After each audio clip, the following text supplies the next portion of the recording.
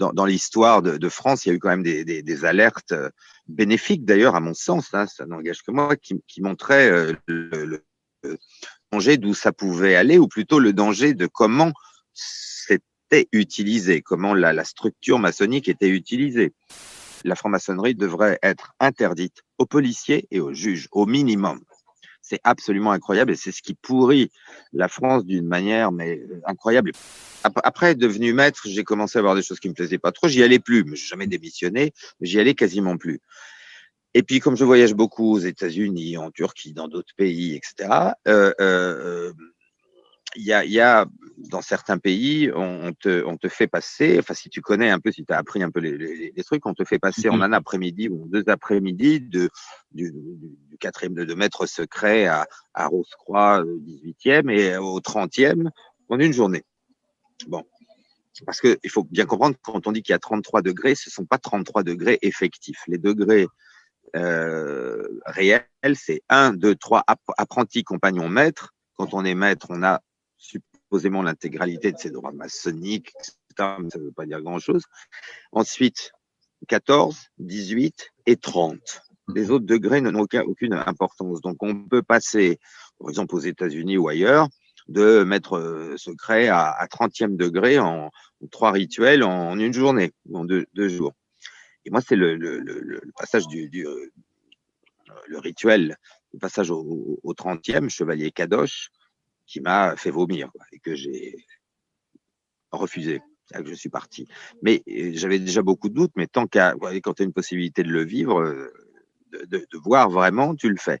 Et ce 30e degré, je l'ai refusé parce que quand on parle de satanisme ou autre, c'est pas du satanisme, c'est du luciférianisme, et il faut vivre, il faut voir ce que c'est que cette initiation au 30e degré. Avant, on peut pas comprendre. Il y a des choses qui peuvent paraître bizarres.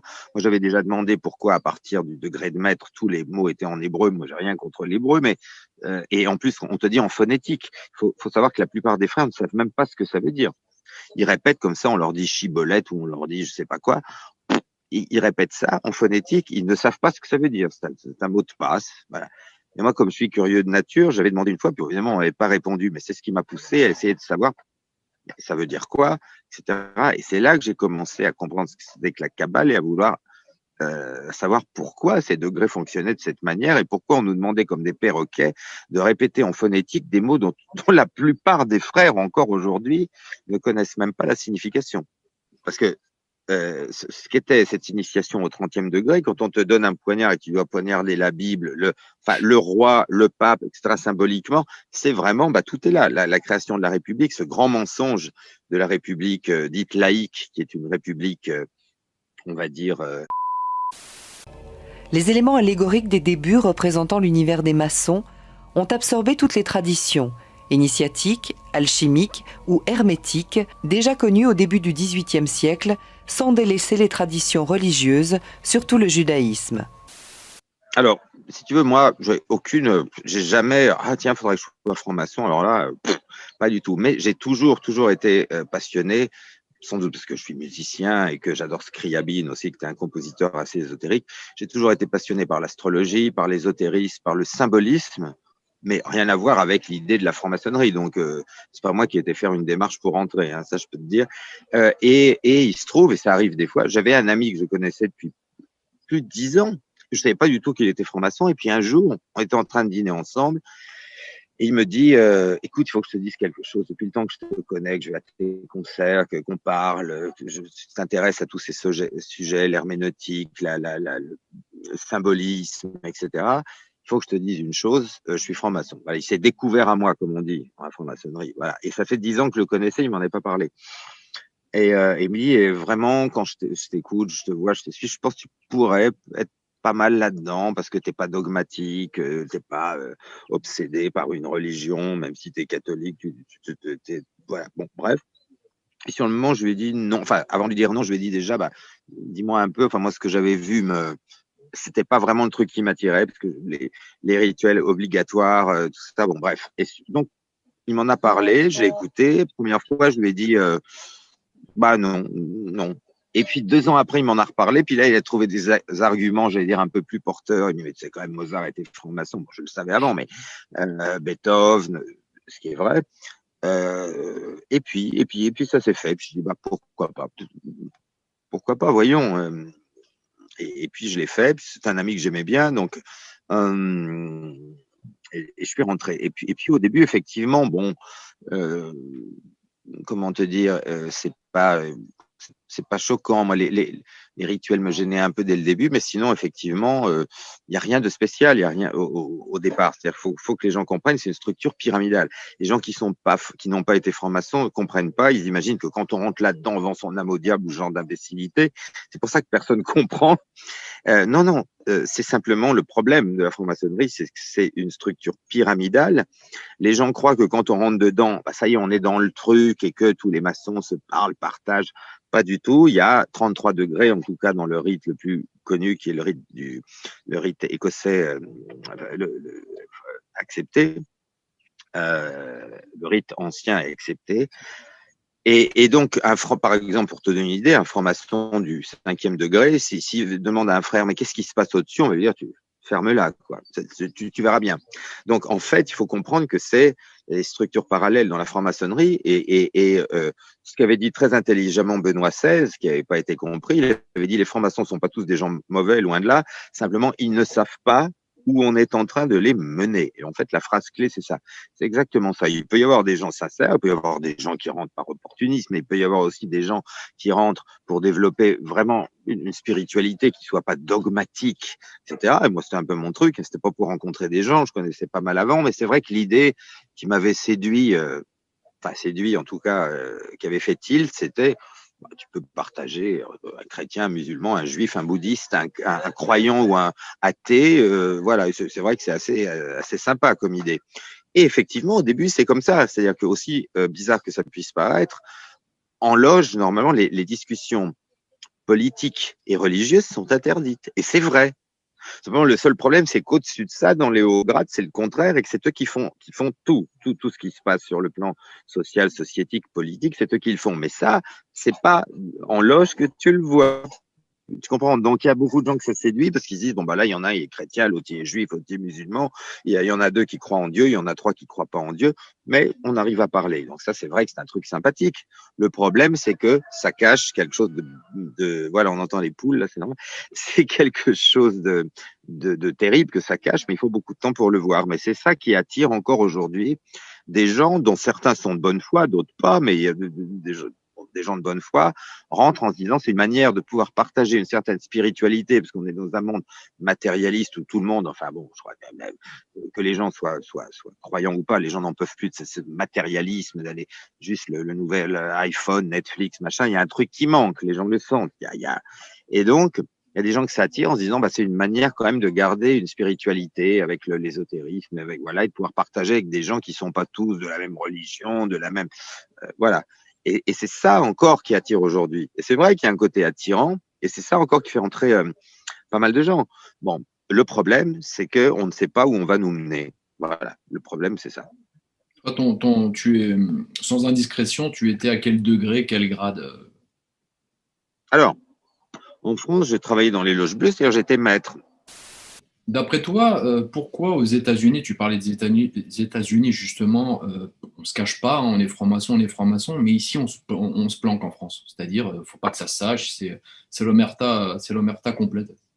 Qu'est-ce qui fait, est-ce que c'est juste culturel d'après toi c'est pas pour une mauvaise raison. Bah, c'est quand même, non, c'est très simple, c'est quand même, on a eu Pétain qui savait ce que c'était et que il y a quand même encore des gens qui restent, qui se rendent compte à quel point c'est une structure dangereuse. Et en fait, c'est ça. Simplement, sinon, aux États-Unis et dans d'autres pays où tout le monde se balade avec une bague maçonnique, c'est devenu c'est comme être au Rotary Club. Enfin, de toute façon, les deux sont liés, en fait. Enfin, pas dans tous les pays. Choses extérieures et intérieures. En France, effectivement, ils sont plus prudents parce qu'il y a quand même des gens qui savent où ça va, même s'il n'y en a pas beaucoup, donc c'est beaucoup plus secret. Effectivement, en général, on se balade pas dans la rue en criant « je suis franc-maçon ». Mais aux États-Unis, effectivement, c'est tellement, c'est devenu une structure. Oui, c'est devenu et en fait la plupart de ceux qui se vendent d'être francs-maçons aux États-Unis, c'est pareil, la plupart sont des victimes. Ceux en fait qui sont dangereux, ils le montrent pas. Ne montre pas, c'est sûr. Mais les autres te disent ça y est, j'appartiens à un club, c'est un peu comme voilà, je suis au Rotary Club ou je sais pas quoi. Et voilà, c'est devenu comme ça. Mais en France, il y a quand même effectivement dans l'histoire de France, il y a eu quand même des alertes bénéfiques d'ailleurs, à mon sens, hein, ça n'engage que moi, qui montraient le danger d'où ça pouvait aller, ou plutôt le danger de comment c'était utilisé, comment la structure maçonnique était utilisée. Encore une fois, c'est pas contre les frères spécialement, mais c'est quand même une masse voilà. Et qui dirige ça alors après, on peut en parler ou ne pas en parler, mais la question, c'est pas de savoir qui est franc-maçon ou pas, c'est de savoir. Enfin, si, c'est aussi ça.